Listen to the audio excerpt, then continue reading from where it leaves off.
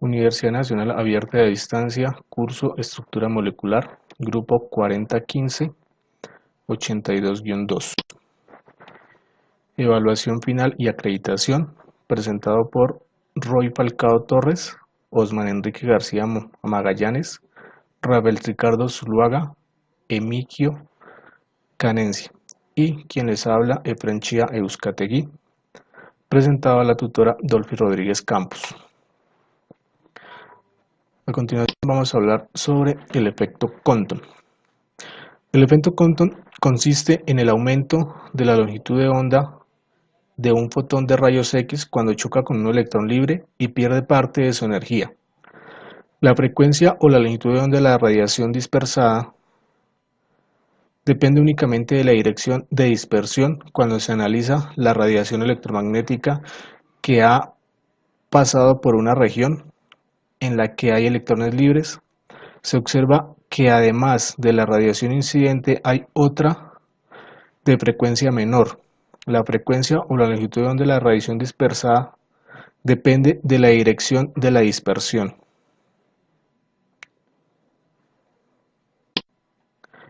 El efecto Compton es un fenómeno por el cual la radiación electromagnética que incide sobre ciertas superficies sale con una longitud de onda mayor que la de entrada. Este fenómeno, observado en 1923 por el físico estadounidense Arthur Hollis Compton, en el curso de investigaciones realizadas sobre la difusión de los rayos X, solo puede explicarse a partir de los principios de la mecánica cuántica. Así, se considera que la radiación electromagnética está constituida por cuantos de energía llamadas fotones.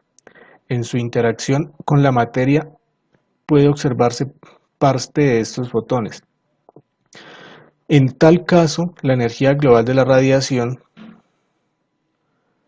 disminuiría y también su frecuencia, con lo que aumentaría la longitud de onda. Aquí encontramos un ejemplo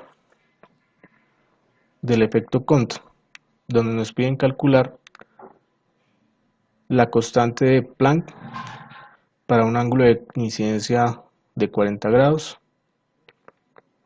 Aquí observamos la figura en el simulador, el ángulo de incidencia en la que choca el electrón al fotón, y tenemos la constante H y la constante Planck.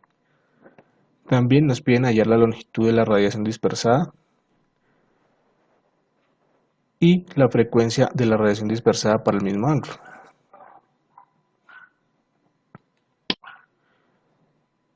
Efecto fotoeléctrico.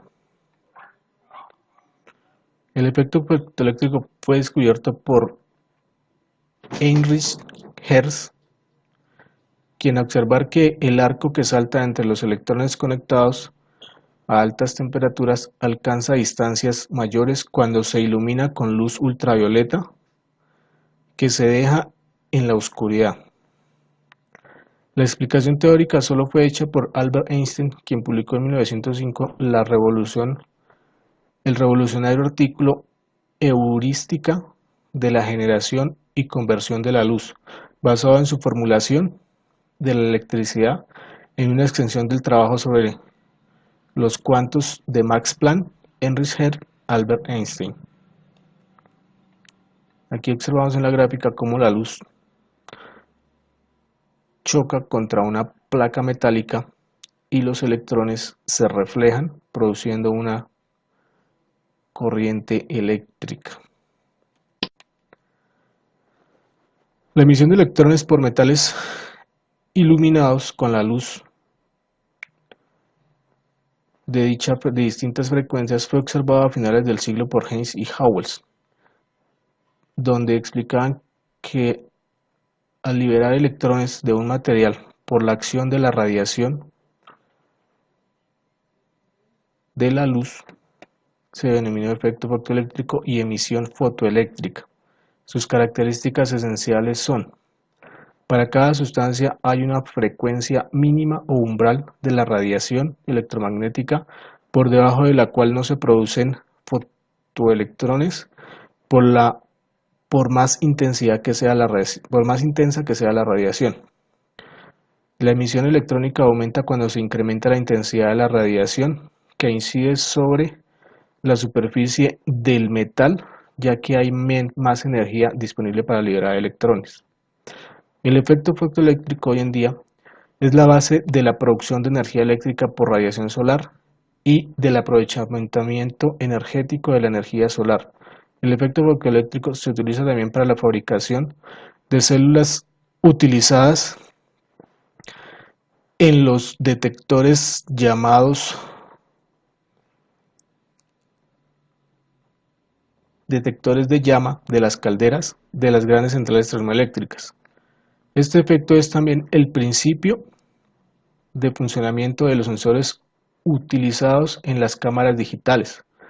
También se utiliza en diodos fotosensibles, tales como los que se utilizan en las células fotovoltaicas y en electroscopios y electrómetros, cargas en un diseño. Gracias.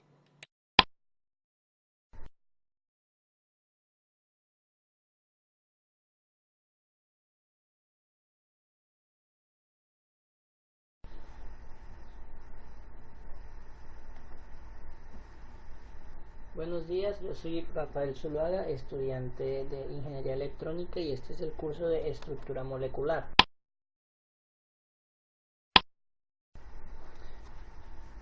Para este tema vamos a ver la introducción, recorrido histórico, vamos a ver un poco de catástrofe ultravioleta y la catástrofe infrarroja, la constante de Planck, enlace iónico y enlace covalente.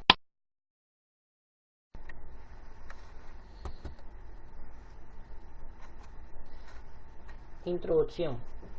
El nacimiento de la cuántica generalmente se sitúa el 14 de diciembre de 1900. Ese día Max Planck dio una charla acerca del cuerpo negro, donde había que cambiar la visión que se tenía hasta el momento de la interacción de la materia con la radiación.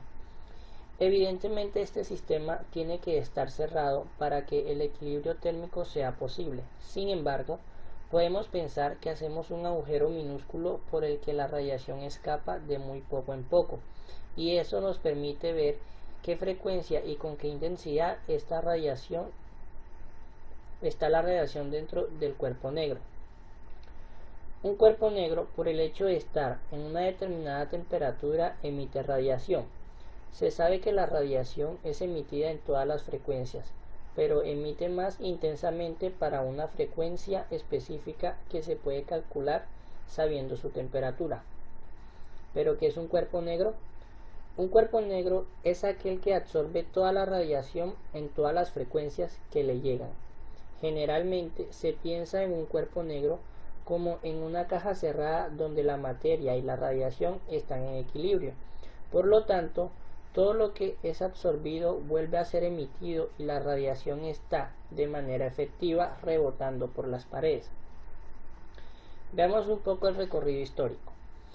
En el siglo XIX, los físicos ya tenían a su disposición el electromagnetismo de Maxwell y la termodinámica. Esto es lo que hace falta para estudiar el equilibrio de un sistema con radiación electromagnética, como es el caso. Así que se pusieron a buscar fórmulas que dieran el comportamiento que vemos en el cuerpo negro, a saber.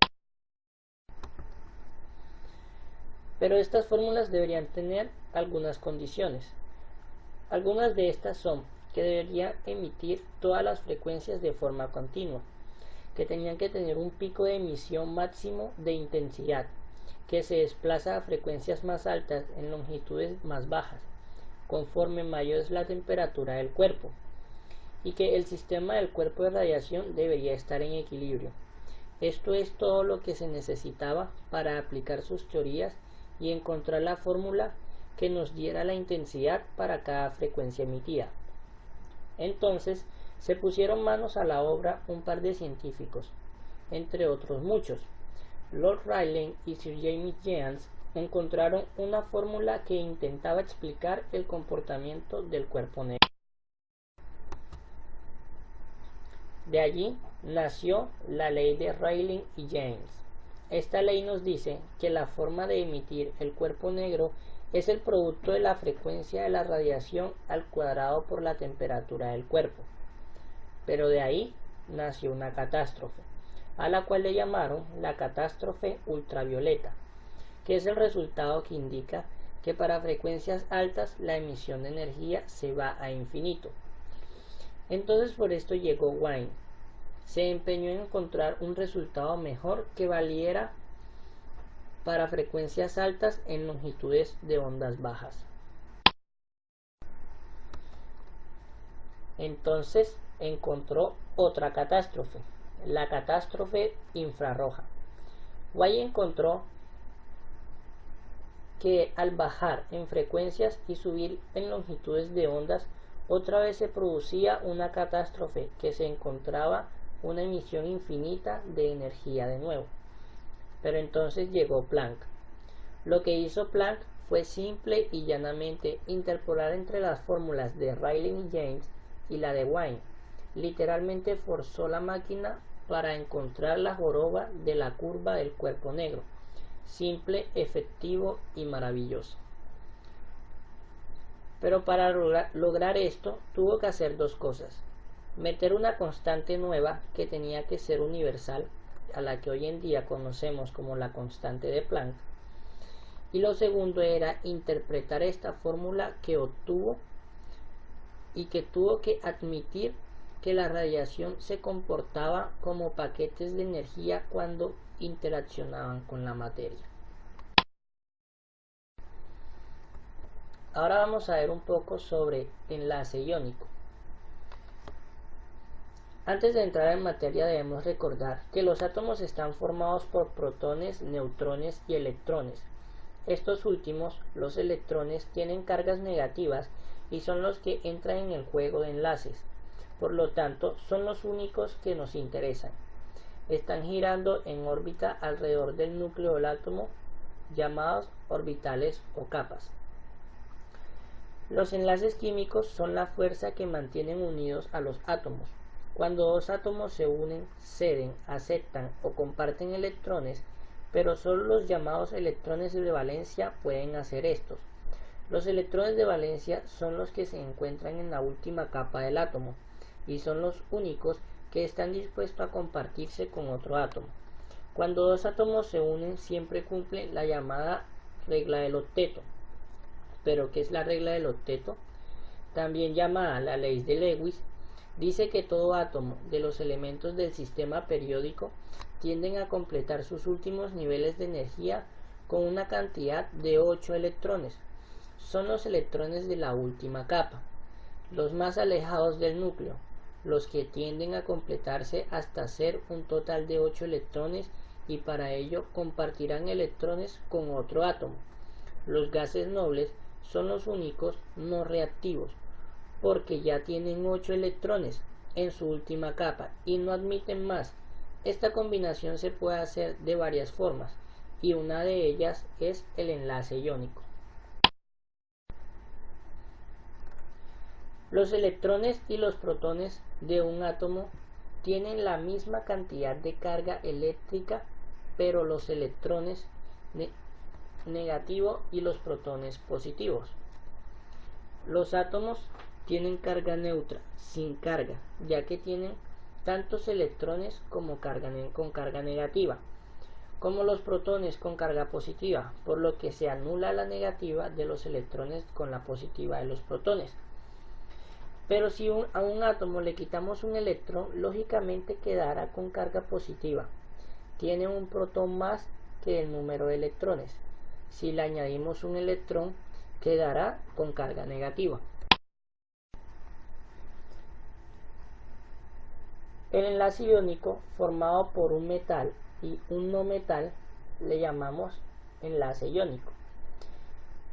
Ten siempre en cuenta lo siguiente: los metales ceden electrones formando cationes. Los no metales aceptan electrones formando aniones. Recuerda que una carga eléctrica negativa y otra positiva se atraen. ¿Qué pasará con el catión, la carga positiva, y el anión, la carga negativa? Formado por dos átomos, al encontrarse, pues que se atraen y forman el enlace iónico. Una vez hecho el enlace, este no forma moléculas verdaderas. Los átomos solo están unidos por fuerzas eléctricas. El resultado son iones positivos y negativos que se atraen entre sí, llamados enlaces iónicos, pero no moléculas verdaderas. Para esto, vamos a ver un pequeño ejemplo sobre el enlace iónico.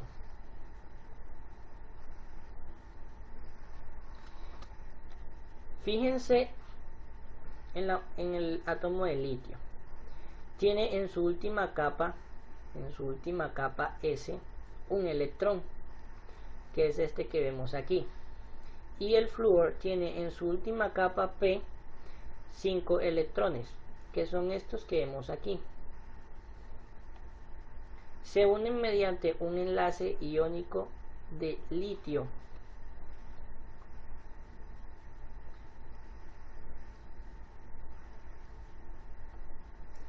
Cediendo el litio el único electrón de su última capa de flúor. Con lo que el flúor tiene ahora 6 átomos en su última capa, más cerca de los 8 ideales. Más abajo tiene un enlace para saber los electrones en cada capa, llamado configuración electrónica. El litio es un metal el cual cede electrones y se convierte en un catión. El flúor es un no metal el cual recibe un electrón y se convierte en un anión. Los dos ahora quedan unidos por la fuerza eléctrica,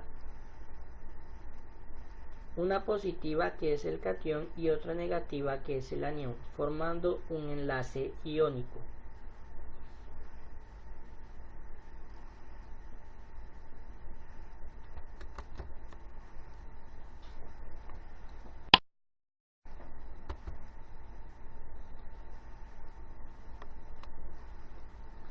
Ahora vamos a ver un poco sobre los enlaces covalentes.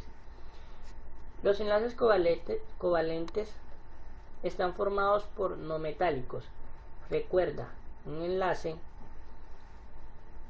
los átomos que comparten electrones y por lo tanto están enlazados. Los elementos de la derecha de la tabla periódica no metálicos, estos que vemos aquí de color amarillo, solo estos pueden formar los enlaces covalentes. Los átomos no metálicos suelen tener muchos electrones girando en su última órbita, llamados electrones de valencia, por lo que tienden a ganar o coger electrones de otro átomo en lugar de cederlos, para tener los 8 electrones de la regla del octeto y tener la estabilidad de los gases nobles, tener 8 electrones de valencia. El problema es que con los dos átomos están en este caso, los dos son no metales. Ninguno de los dos querrá ceder sus electrones al otro. ¿Qué implica esto? Pues que estos átomos no metales, como no quieren desprenderse de sus electrones, al encontrarse o unirse, lo que harán serán compartir electrones de su última capa, en lugar de ceder o ganar electrones. Esto sería el caso de los enlaces iónicos. En conclusión, los átomos no metálicos no pueden ceder electrones ni ganar electrones entre sí, sino que los pueden compartir. Entonces, los enlaces covalentes se forman entre dos átomos no metales y compartiendo sus electrones de valencia. Cuando se unen estos dos átomos no metálicos, los electrones que comparten se mantienen unidos y forman parte de los dos átomos, formando así la molécula. Ahora vamos a ver un ejemplo sobre el enlace covalente.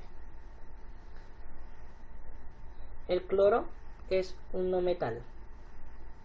El cloro en estado natural presenta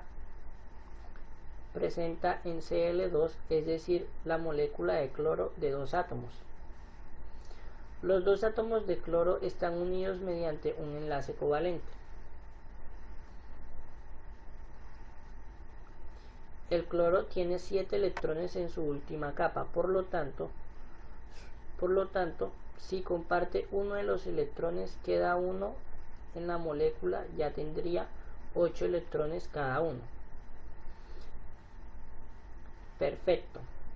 Han formado una molécula de 2 átomos muy estables. Este enlace solo necesita compartir un electrón en cada uno para formar el octeto. Muchísimas gracias. Buenas noches, compañeros. Aquí les presento mi exposición, los cuales les muestro mis temas. Estos son tipos de geometría molecular. Dice que se encuentra en lineal. Escribe la disposición de distintos átomos en enlaces de 180 grados. Es la geometría más sencilla descrita por la RPC. 2 átomos enlazados al átomo central y 0 pares libres en el átomo central. También encontramos aquí, como puede ver en la figura, a 180 grados con 2 pares el átomo central. ¿Ya me entienden? Entonces, ¿ya entienden? Entonces, trigonal plana es otra forma. Es un tipo de geometría molecular con un átomo en el centro y 3 átomos periféricos, todos ellos en el mismo plano. Ahí se puede ver. Ok, a X3 y se ven un grado de 180 a 20 grados, y igual tiene su enlace, de un solo enlace. Cada enlace, sus 3 veces, tiene un átomo. Ahí se puede ver trigonal plano. Como podemos seguir, encontramos el trigonal angular, que es la disposición de distintos átomos con enlaces inferiores a 120 grados, donde uno de los 3 pares electrónicos se encuentran libres en el átomo central. Ahí lo podemos ver en la figura. Se encuentran libres en el átomo central. Tetraédrica. 4 pares de electrones, un átomo central se encuentra en el centro de enlace químicamente con 4 sustituyentes. Se encuentran en la esquina de un tetraedro.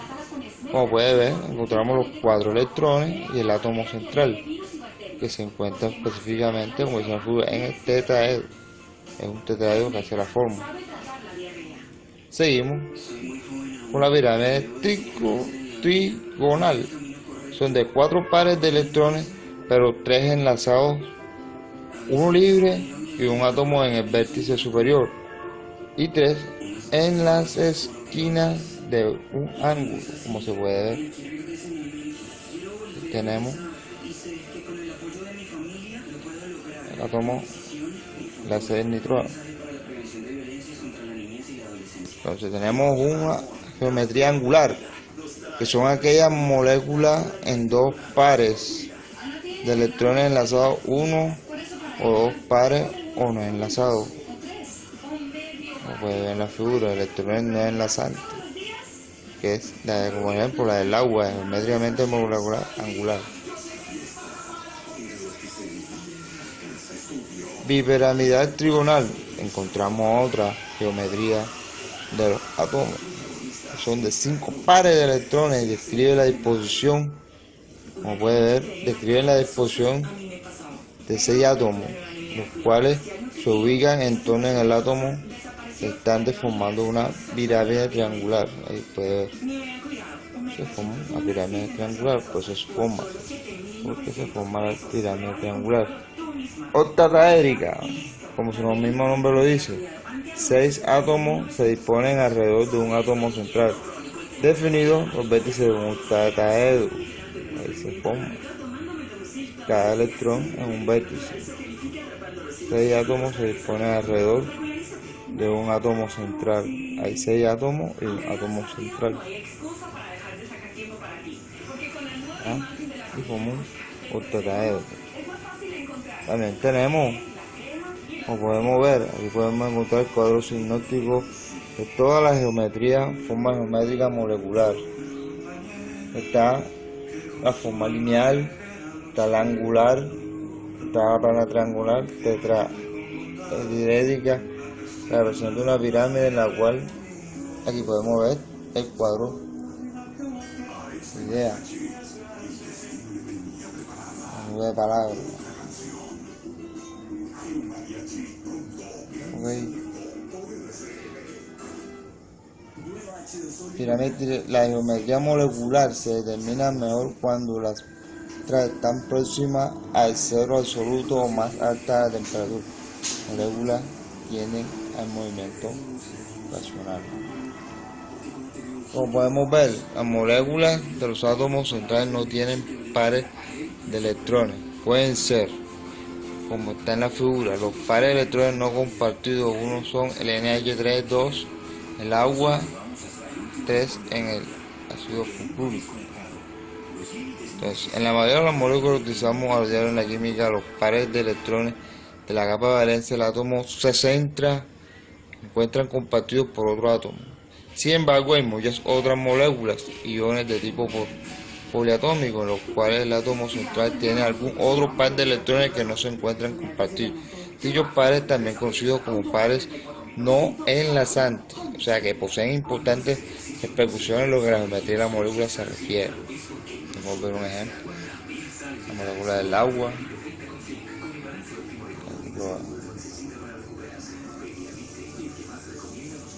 Como los pares solitarios se encuentran en la capa más externa de los átomos, cuando estos átomos forman moléculas, pasan a formar parte del conjunto de electrones de valencia de la molécula. Esto se deduce que los pares solitarios son, de hecho, un subconjunto de electrones de valencia en las moléculas de los que les pertenecen. Y aquí podemos ver un cuadro de todas las formas posibles que se encuentran.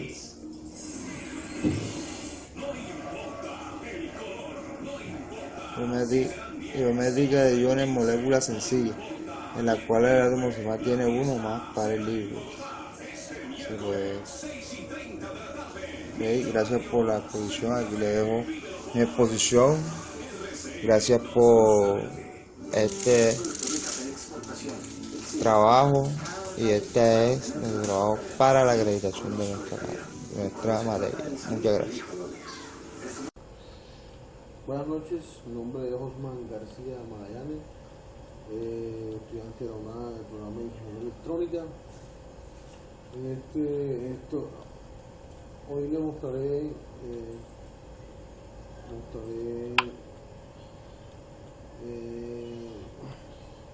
el tema que me tocó a mí, que fue la polaridad de los enlaces y electronegatividad y formas geométricas. Este es el curso de estructura molecular del grupo 401582 raya 2, presentado por Efraín Chía Eucatigui, Roy Falcón Torres, Osman García, Rafael Ricardo Zuluaga, Emilio Canesi. Comencemos. La probabilidad del enlace, electronegatividad y forma geométrica. El tipo de enlaces químicos, símbolo de punto Lewis. Aquí veremos el enlace iónico, el enlace covalente, estructura de Lewis, el concepto de resonancia, probabilidad del enlace covalente, electronegatividad. El enlace químico es la fuerza de atracción que mantiene unidos a dos o más átomos. La formación de un enlace químico reduce la energía potencial entre partículas de distintas cargas. Los tipos de enlaces químicos: está el enlace iónico y el enlace covalente. El enlace iónico resulta que la transferencia electrónica entre un metal baja I y baja E, y un no metal alto I y alto E, alto A. El enlace covalente resulta en la compartición de electrones entre los átomos, generalmente entre no metales. Aquí tenemos el componente de la estructura molecular del agua y la de los símbolos del punto de Lewis. Vamos a mirar aquí algo que es los símbolos de puntos de Lewis. Una de las programaciones de electrones de valencia de un átomo se dibujan los electrones como puntos alrededor de símbolos de átomos, así como vemos en este momento.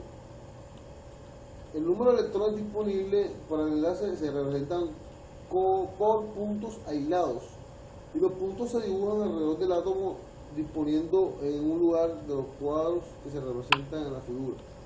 Los símbolos de puntos de Lewis. Símbolo de Lewis para elementos del segundo periodo N es igual a 2. Aquí lo tenemos, litio. El enlace iónico se forma entre elementos que tienen baja energía de ionización, forman cationes fácilmente, y elementos que tienen alta afinidades electrónicas, forman aniones con facilidad. Resulta de la combinación de metales alcalinos y alcalinoterreros con los halógenos u oxígenos. La fuerza de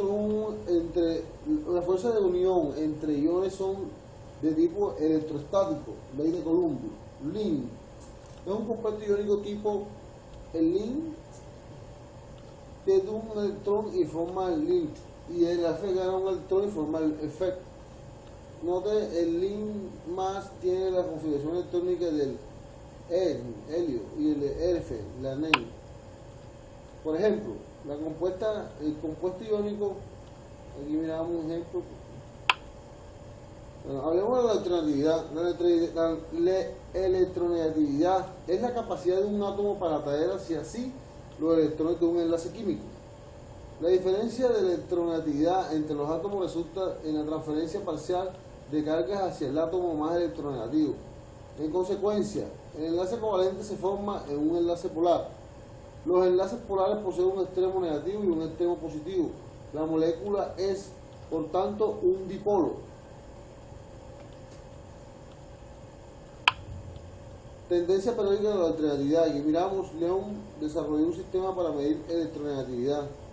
0.7 al 4.0, la electronegatividad aumenta. Aquí vemos la tabla periódica con los elementos de la electricidad de cada elemento químico. La electronegatividad y polaridad de enlaces. Elementos más electronegativos: el halógeno, el oxígeno, el hidrógeno y el sodio. Elementos más electropositivos: alcalinos y alcalinoterreos. Si la diferencia en N es igual a 0, el enlace covalente con partición por igual de electrones. Si la diferencia de N es mayor a 2, es igual el enlace iónico, transferencia electrónica de electrones. Si la diferencia de N comprendida entre 0 y 2, enlace covalente polar, desigual con partición en electrones, covalente. Mira un ejemplo. Enlaces metálicos. Cada átomo está unido a varios átomos vecinos por electrones que son relativamente libres de moverse a través de estructuras tridimensionales. Los electrones, al estar libres por todo el cuerpo del metal, forman lo que se conoce con el nombre de mar de electrones, siendo este el modelo principal para explicar las altas capacidades de metales para conducir la corriente eléctrica. Vamos a hablar de la geometría, la forma geométrica. La geometría tridimensional de los moléculas están determinadas por la orientación relativa de su enlace covalente. En 1957, el químico canadiense Rod Gillespie, basándose en el trabajo previo de Newton, desarrolló una herramienta muy simple y sólida para predecir la geometría, forma de la molécula. La teoría por él desarrollada recibe el nombre de teoría de repulsión de los pares de electrones de valencia y se basa principalmente en el argumento de que los grupos de electrones se repelan uno con otro y la forma que adoptan la molécula será aquella en la que la repulsión entre los grupos de electrones sea mínima. Para la teoría de repulsión de pares de grupos de electrones se revela electrones de valencia. Grupos de electrones pueden ser un simple enlace, un doble enlace, un triple enlace, un par de electrones no enlazantes. Se llama la referencia bibliográfica. Muchas gracias.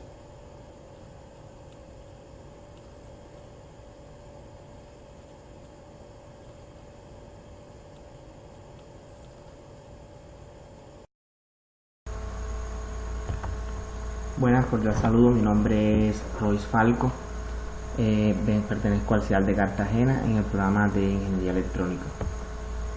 A continuación vamos a exponerle los temas relacionados con las formas geométricas, los enlaces iónicos y covalentes.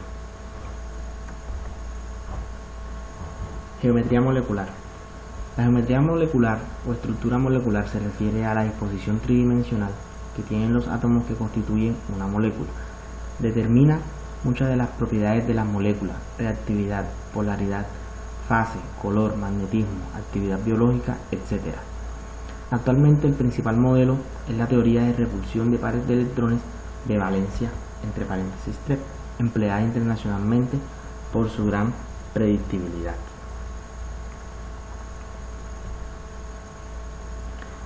La determinación de la geometría molecular. Las geometrías moleculares se determinan mejor cuando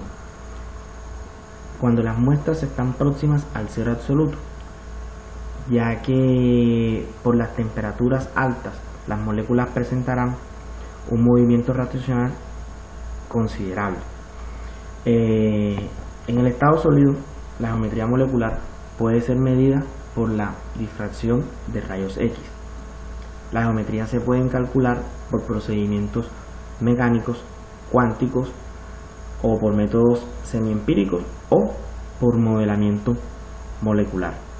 La posición de cada átomo se determina por la naturaleza de los enlaces químicos con los que se conectan sus átomos vecinos. La geometría molecular puede describirse por las posiciones de estos átomos en el espacio, mencionando la longitud de enlace de dos átomos unidos, o por un ángulo de enlace de tres átomos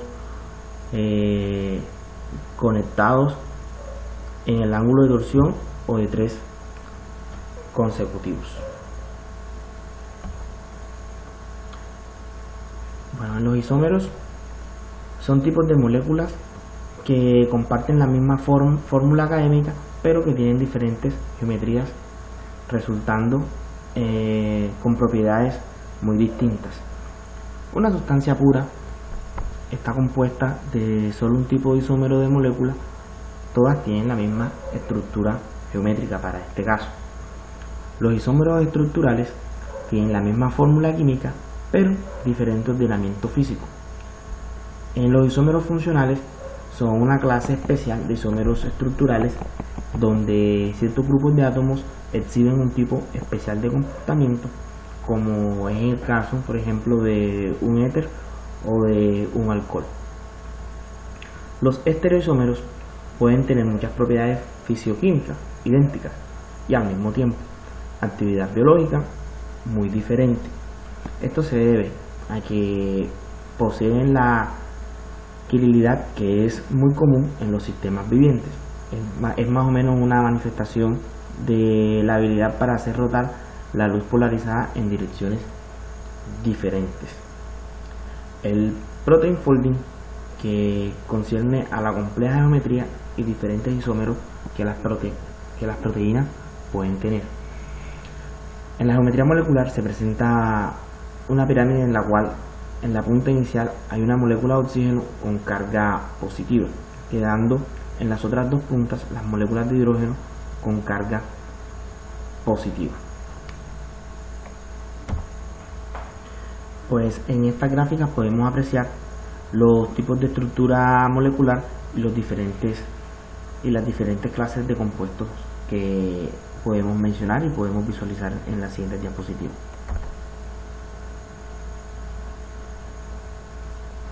Hay muchos compuestos, como es el caso del amoníaco, como es el caso de sulfuros, entre otros. Bueno, vamos a pasar a lo que es el enlace iónico. El enlace iónico, o también llamado electrovalente, es lo que resulta de la presencia de la atracción electrostática entre los iones de distintos signos, o es decir, de un fuertemente electropositivo y otro fuertemente electronegativo. A eso es lo que se le conoce como un enlace iónico. Eso se da cuando el enlace uno de los átomos capta electrones del otro.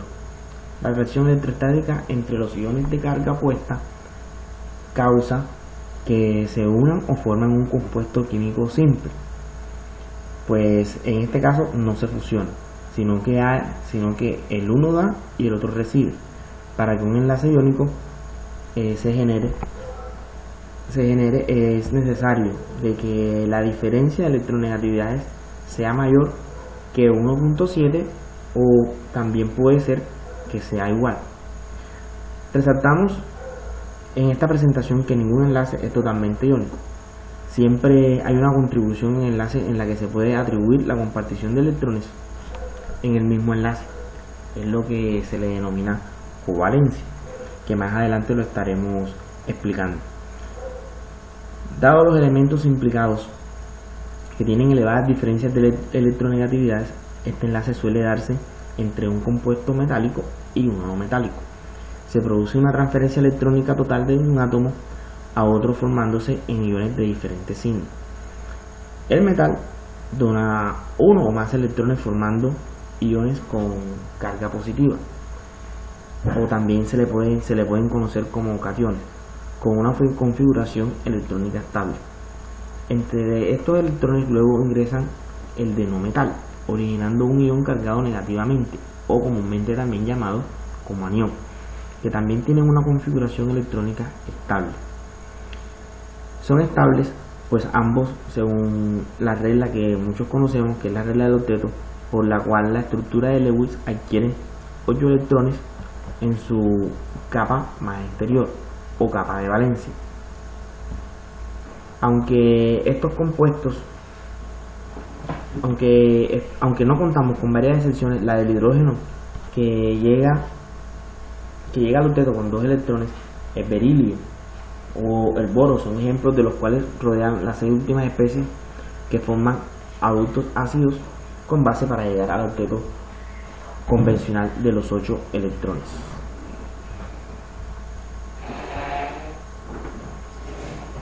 Aquí podemos observar un ejemplo de un enlace iónico.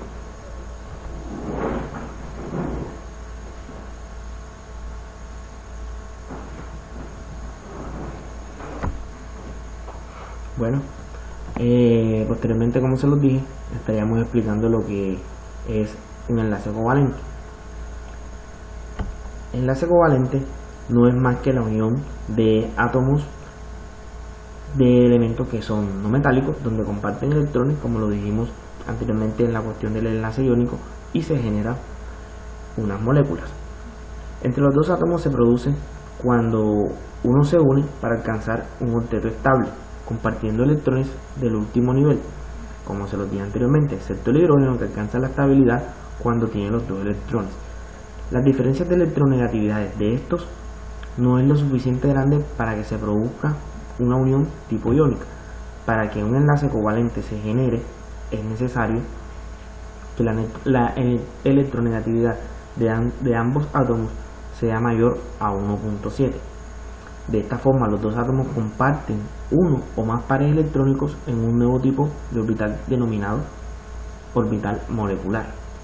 Los enlaces covalentes se producen entre los átomos de un mismo elemento no metal y entre distintos elementos que son no metales.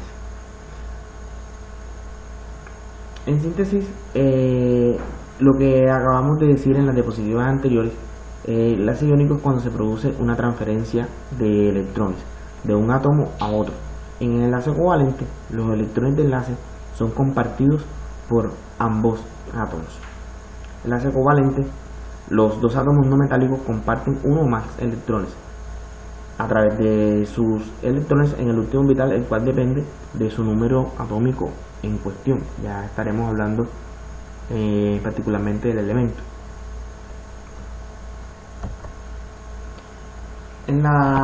Existen varias clases de sustancias covalentes.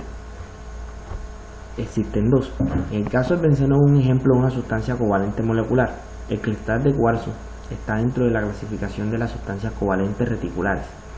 Las sustancias covalentes moleculares, los enlaces covalentes forman moléculas que tienen las siguientes propiedades: temperaturas de fusión y ebullición baja, en condiciones normales y de presión de temperatura de 25 grados centígrados aproximadamente. Estos pueden ser sólidos, líquidos o gaseosos. Son blandos en estado sólido. Son aislantes de la corriente eléctrica y el calor. En cuanto a su solubilidad, las moléculas polares son solubles en disolventes polares y las apolares son solubles en disolventes apolares. Lo semejante se disuelve a lo semejante. Ejemplos claros de estos pueden ser el dióxido de carbono, el benceno, el oxígeno y el nitrógeno. Las otras son redes o sustancias covalentes reticulares. Además, las sustancias covalentes forman redes cristalinas de un número indefinido de átomos, semejantes a los compuestos iónicos que tienen estas propiedades. Son sólidos con condiciones normales, son sustancias muy duras, son aislantes y son insolubles. Ejemplos de esto podemos destacar el cuarzo y el diamante. Bueno, vamos a ver los enlaces covalentes polar. Esto no es más que consiste en la formación de un enlace entre átomos de diferentes elementos y la diferencia de la electronegatividad debe ser mayor a 0.5. En este enlace, los electrones son atraídos fundamentalmente por el núcleo del átomo más electronegativo, generando así las moléculas cuya nube electrónica presentará una zona con mayor densidad de carga negativa y otra con mayor densidad de carga positiva. En el apolar se forman entre átomos iguales y la diferencia de electronegatividad en este caso debe ser 0 o muy disminuida, menor que 0.4. En este enlace los electrones son atraídos por ambos núcleos con la misma intensidad, generando moléculas cuya nube electrónica es uniforme. Aquí podemos apreciar la lista de sustancias polares y no polares. Son algunos de estos casos. En las no polares encontramos el etano, el isobutano, el N-pentano, el tolueno. En las polares el metanol, la acetona, el ácido propinoico y fenol.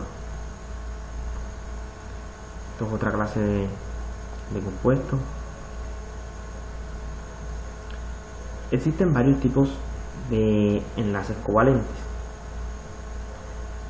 En un enlace simple es un par electrónico compartido formado por un electrón perteneciente al último nivel de energía de cada átomo y se presenta con una línea.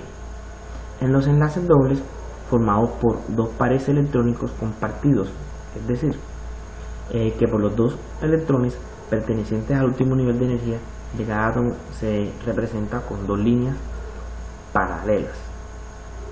En los enlaces triples formados por pares electrónicos compartidos, los electrones pertenecientes al último nivel de energía de cada átomo se presentan con tres líneas paralelas. En los enlaces covalentes dativo o de coordinación es un par electrónico compartido por dos átomos, pero ambos electrones son aportados por el mismo átomo. Suele representarse con una flecha. Un ejemplo claro de esto puede ser el amonio, el cual está constituido por un protón y amoníaco. Los compuestos en los que se encuentra un enlace coordinado se conocen con el nombre de compuestos de coordinación. Bueno, compañeros, esto ha sido toda la presentación con referente a los temas propuestos en nuestra guía de trabajo. Muchísimas gracias por la atención prestada.